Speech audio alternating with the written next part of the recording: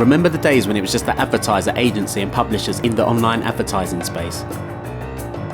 Leisurely lunches, deals done based on who you know, complimentary tickets to events, the full treatment.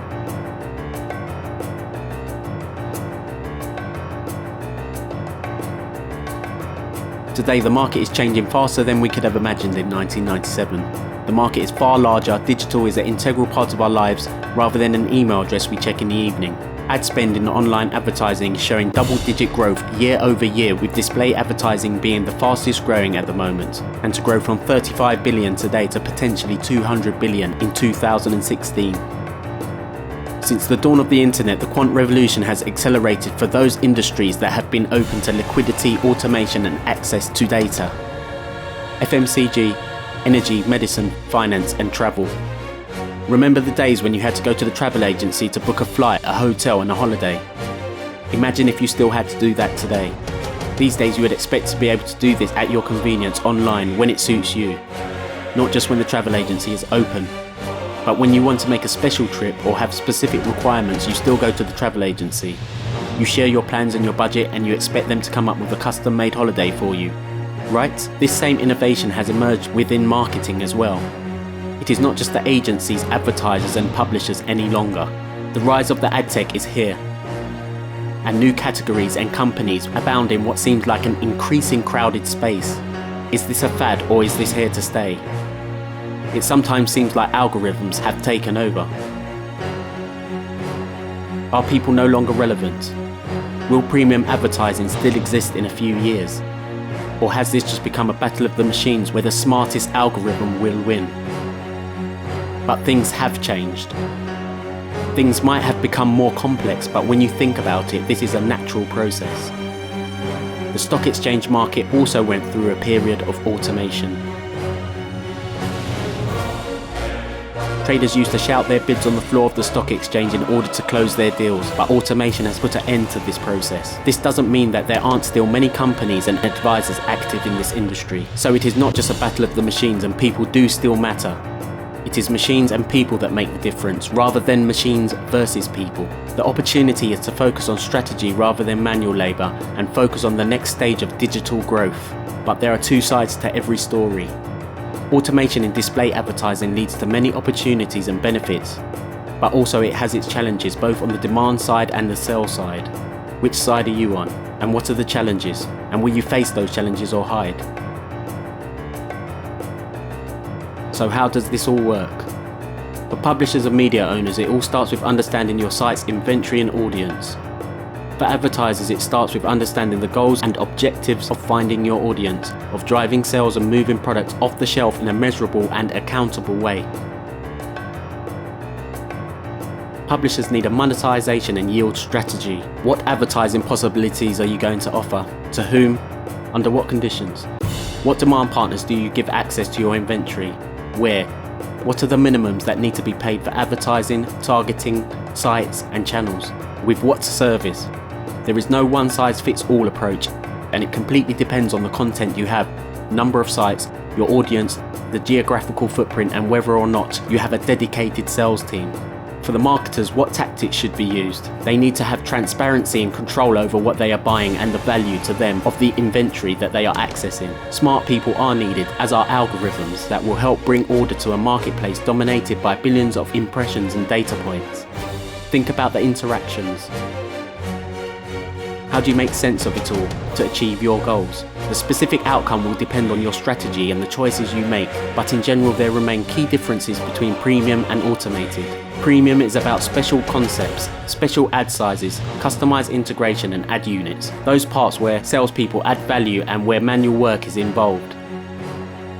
Automated trading, on the other hand, focuses more on standard ad sizes where algorithms and data play a crucial role in defining what ad will be served in real time and where. The automated markets make a great deal of data available for advertisers to analyze and optimize. User segments, context, fold position, number of ads on page, domain, recency. These criteria can help users define hard business rules or can help algorithms to find patterns in the data, enabling precision targeting to more and more specific goals at greater and greater returns. Advertisers have high-value customers. Advertisers have low-value customers. Do they provide the same value to the marketer? No. Then why pay the same rates for them? As a publisher, you decide who is running on your inventory, what demand partners you will work with, and which of these meet your requirements in terms of quality and price. As a buyer, you can select the publishers you want to trade with, and even select specific placements via private marketplaces.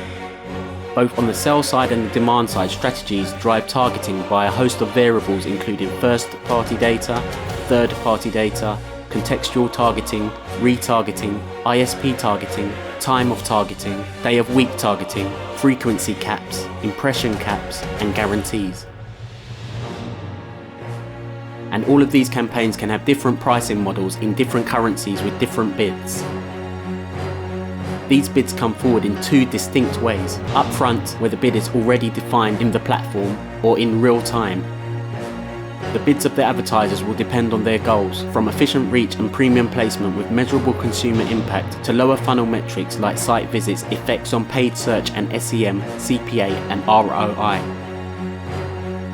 On the publisher side, all these variables, settings, currencies and bids enter the mix.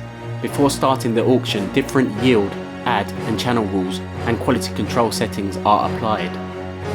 And then the magic happens. Of course, it's not really magic, but a super smart algorithm that is able to take in all the pricing models, different bids in multiple currencies, and translates these one common denominator using all of the settings of the campaigns, data, historical, real-time and predictive data on eCPM, frequency, recency, click rate, browser, geography, creative and placement level to determine who wins the auction. This entire process happens per single impression, and the log of the auction of one impression is easily over 30 pages long. Impressive? Then what about this? The decision who wins the auction is made in 2 milliseconds. Once the publisher has accepted the transaction, the demand side then vies for the user, and the goal is to value the user appropriately. If you bid too high, you may risk paying too much, failing to meet the marketing objective. If you bid too low, you risk not winning, underpacing against spend and budget for the campaign, and that is where both sides meet. Advertiser A, that is actually BMW, really wants the impression because the impression likes cars, has a higher education, and is in the age 35 to 40. Advertiser B is actually Apple, that wants the impression because it is a man with more than average income in the age 35 to 49. Advertiser C is actually Nintendo, that wants the impression because it is a gamer that they know is about to buy a new console and they are releasing one. Advertiser D, that is actually Mattel, wants the impression because it has a kid and they have a new super cool toy on the market. The publisher then invites them all to make a bid and reveal who they are. BMW is sent away because it is on the block list. Mattel is sent away because its bid is too low. Nintendo wins because it has the best bid and as a result can show its ads on the website of the publisher. So what does this bring publishers, media owners and advertisers, and what action should they take?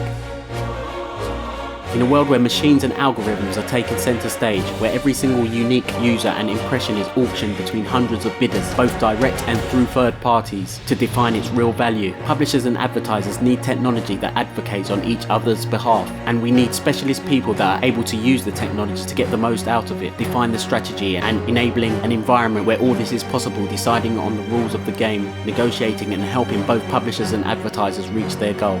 It is all about benefiting from the possibilities these changes in the ecosystem are bringing and ultimately controlling your long-term destiny. Make sure you are in the driving seat.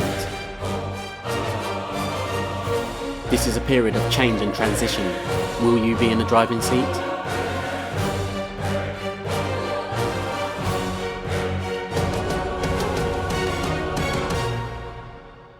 Brought to you by MediaMath and Improve Digital.